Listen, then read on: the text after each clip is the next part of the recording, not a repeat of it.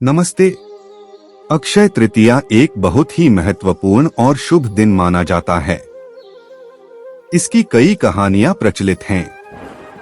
सबसे प्रचलित कथाओं में से एक भगवान विष्णु और देवी लक्ष्मी से जुड़ी है। माना जाता है कि अक्षय तृतीया के दिन ही भगवान विष्णु ने नरनारायण के रूप में अवतार लिया था। यह भी मान्यता है कि इसी दिन देवी लक्ष्मी का प्राकट्य हुआ था। इसलिए इस दिन भगवान विष्णु और देवी लक्ष्मी की पूजा करना अत्यंत शुभ माना जाता है और इससे धन धान्य और समृद्धि की प्राप्ति होती है। कहा जाता है कि इस दिन जो भी शुभ कार्य किए जाते हैं उनका अक्षय फल मिलता है, यानी उनका कभी क्षय नहीं होता।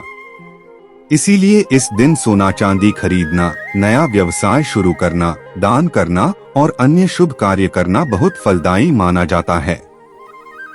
एक अन्य महत्वपूर्ण कथा भगवान परशुराम से जुड़ी है।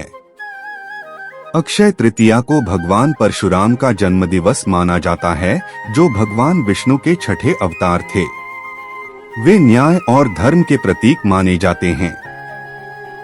इस दिन उनकी पूजा करना शक्ति और साहस प्रदान करता है। कहा जाता है कि भगवान परशुराम ने अन्याय और अत्याचार के खिलाफ संघर्ष किया था। इसलिए यह दिन हमें अन्याय के खिलाफ आवाज उठाने और धर्म के मार्ग पर चलने की प्रेरणा देता है। महाभारत में भी अक्षय तृतीया का उल्लेख मिलता है। कथा के अनुसार जब पांडव वनवास में थे तो उन्हें भोजन की कमी का सामना करना पड़ता था। तब भगवान कृष्ण ने युधिष्ठिर को एक दिव्य पात्र प्रदान किया, जिसे अक्षय पात्र कहा जाता था। इस पात्र की विशेषता यह थी कि इससे कभी भोजन समाप्त नहीं होता था और यह पांडवों की भोजन संबंधी सभी आवश्यकताओं को पूरा करता था। माना जाता है कि अक्षय तृतीया के दिन ही युधिष्ठिर को यह अक्षय पात्र मिला था। यह कथा दान और अन्न के महत्व को दर्शाती है। इस दिन दान करने और जरूरतमंदों को भोजन कराने का विशेष महत्व है।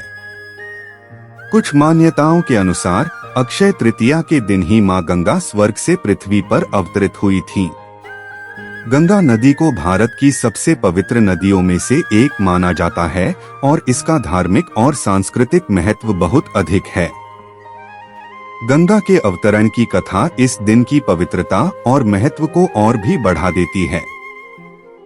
इस दिन गंगा स्नान करना या गंगाजल का सेवन करना बहुत शुभ माना जाता है। यदि आप सभी को वीडियो अच्छी लगती है तो लाइक, सब्सक्राइब और शेयर जरूर करें। धन्यवाद।